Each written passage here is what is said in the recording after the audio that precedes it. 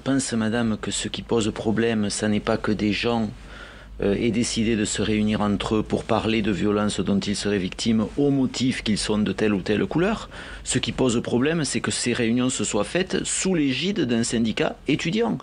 Parce que ça n'est pas du tout la vocation d'un syndicat étudiant que de faire en sorte que le dialogue ne s'installe pas entre les parties prenantes d'un éventuel conflit, mais soit cantonné... Aurélie Attaché vous dit que ces réunions ne sont pas décisionnelles. Elles sont organisées comme des groupes de parole, mais rien ne s'y décide au nom de l'UNEF. La question, c'est de savoir si un syndicat étudiant doit ou non, sous son égide, organiser ou laisser se faire des réunions de ce type. Et pour ce qui me concerne, la réponse... Organiser et laisser se faire, c'est pas tout à fait pareil d'ailleurs. Mais c'est pour ça que j'introduis la nuance, puisque je ne veux pas apparaître comme quelqu'un qui met de l'huile sur le feu. Donc je ne sais pas comment ces réunions ont été organisées. Ce qui est certain, c'est que l'UNEF d'ailleurs n'a pas nié le fait qu'elle se faisait sous son égide, et que moi je considère que ça n'est vraiment pas le rôle d'un syndicat étudiant que de faire en sorte que la parole s'organise ainsi.